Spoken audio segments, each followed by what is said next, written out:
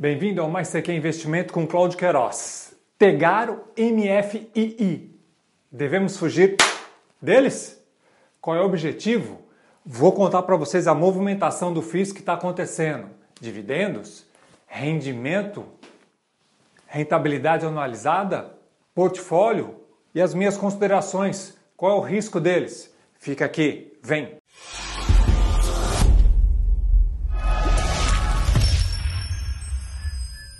Primeiro de tudo, nós estamos falando de dois fundos cujo objetivo é de desenvolvimento. Me fala aí, tem na sua carteira fundo imobiliário de desenvolvimento? Deixa aí nos comentários. Bom, o objetivo dos dois ele é um pouquinho diferente, né? Ele é para renda. Beleza? Muito bem.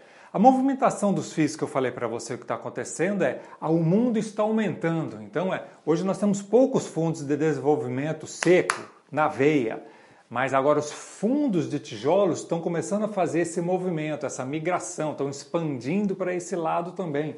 É uma coisa interessante. Então, são vários fundos aí de tijolos que começaram então a praticar o desenvolvimento também. Tem que começar a ficar de olho nisso, que o mix ajuda até a melhorar o que está na visão da sua carteira. Então, mesmo que isso está acontecendo devagar, o fundo de desenvolvimento ele vem se consolidando, ele tem lá a sua fotografia. E isso é muito bom porque o fundo de desenvolvimento ele trabalha um pouco diferente dos outros fundos, seja ele de papel ou seja de tijolo, né? Fundo de desenvolvimento, teoricamente, ele deveria distribuir só a cada semestre ou no final do ciclo, efetivamente, da venda. E para ficar atrativo, eles acabam, então, passando aí igual os outros, mensalmente, um percentual para que você possa ter esse rendimento. Muito bem, mas vamos olhar agora como está a situação deles, sabendo que tudo está caindo.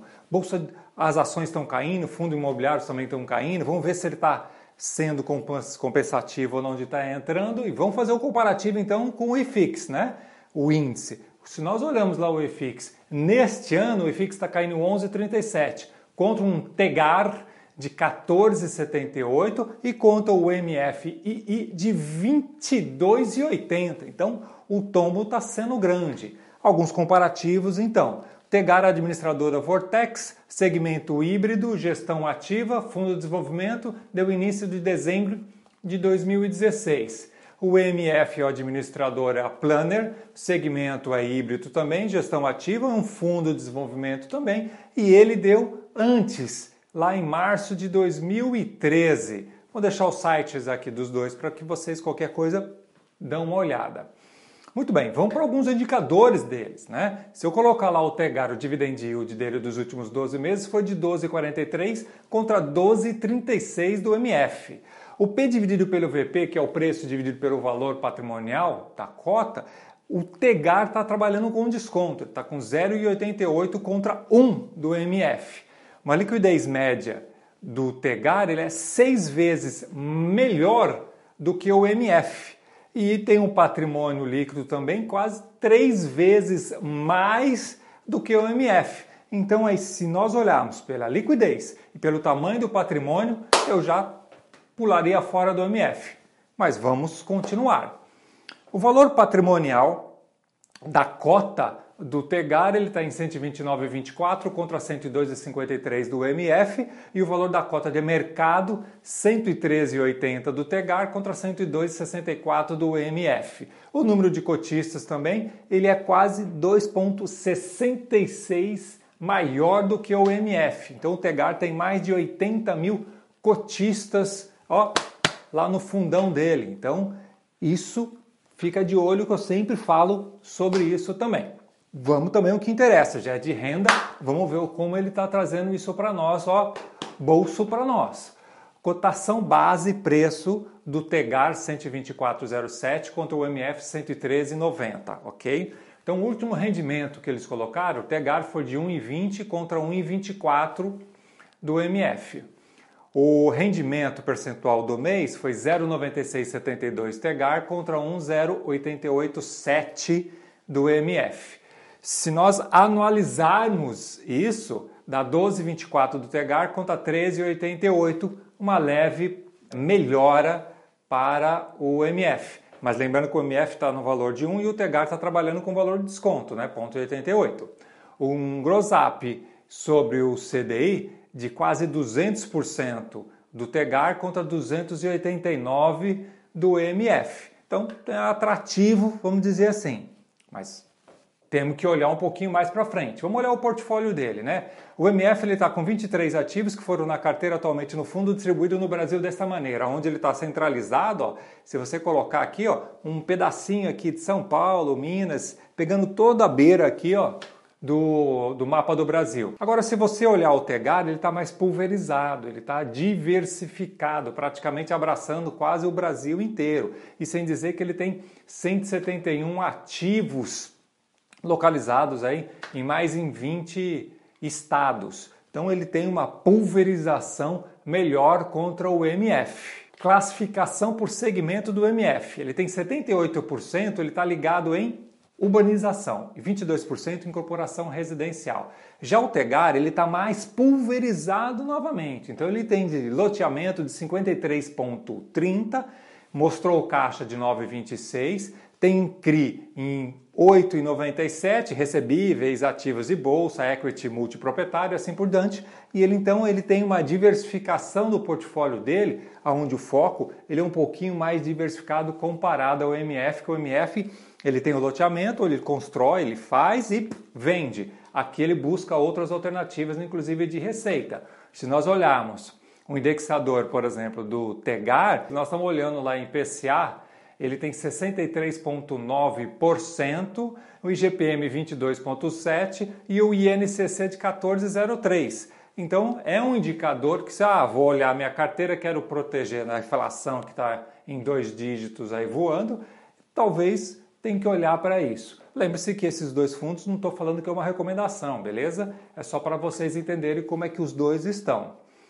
E aí, o MF ele traz a seguinte classificação. Se você olhar nessa tabelinha que lá, ele tem classificação, ativo, percentual de carteira, local, etc. Vamos lá no final, aonde ele faz um por um, ele fala lá o retorno-alvo, que é estimado. Lógico, tem toda uma matemática para poder estar fazendo isso, então ele está estimado. Mas ele coloca para você ter uma ideia, por exemplo, lá o primeiro residencial campo, de 12% a 16% mais IGPM. Aí você vê que são valores altos, ó, 20% a 30% mais INCC e assim por diante. Então ele te possibilita você olhar um por um, não tem umas classificações de risco, coisa desse tipo, mas ele te dá uma ideia de como ele está e qual é o local dele também.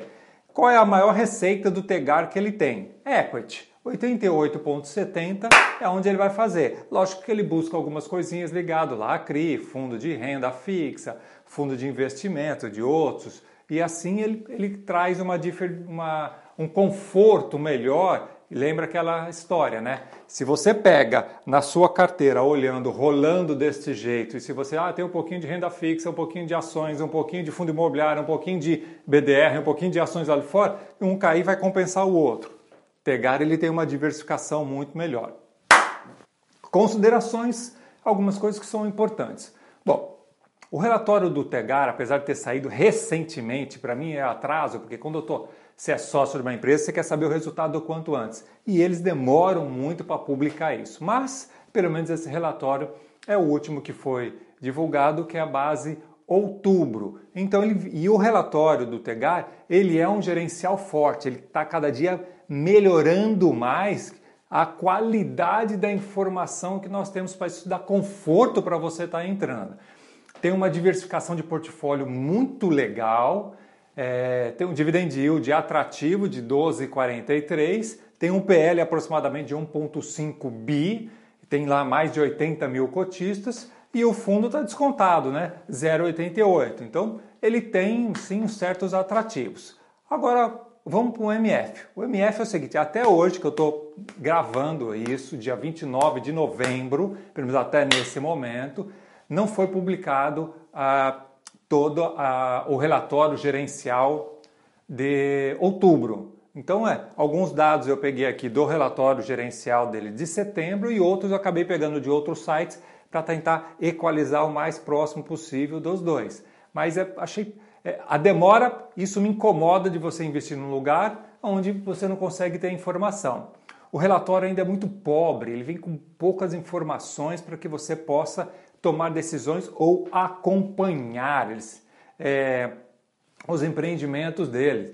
Eu acho que isso, você vê, e é um fundo muito mais antigo do que o Tegário. Então, muito pobre. Eu ficaria meio receoso até mesmo. Eu não tenho ele na minha carteira, eu fico um pouco mais receoso.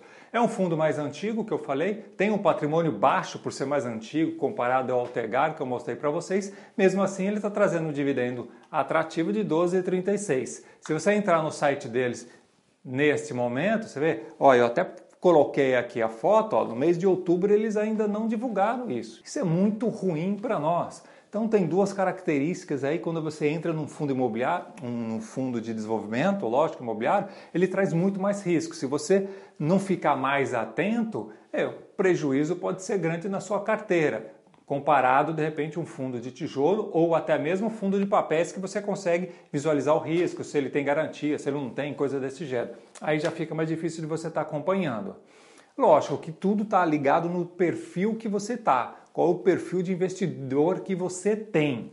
Mas mesmo assim, lembre-se daquela frase, né? O medo de investir tira a sua vontade de ganhar. Então, tá com dúvida? Clica aí para nós, bate aqui e divulga. Se você não é inscrito, inscreva, senta o dedo, manda para todo mundo aí. Mas você quer investimento? Forte abraço. Vem!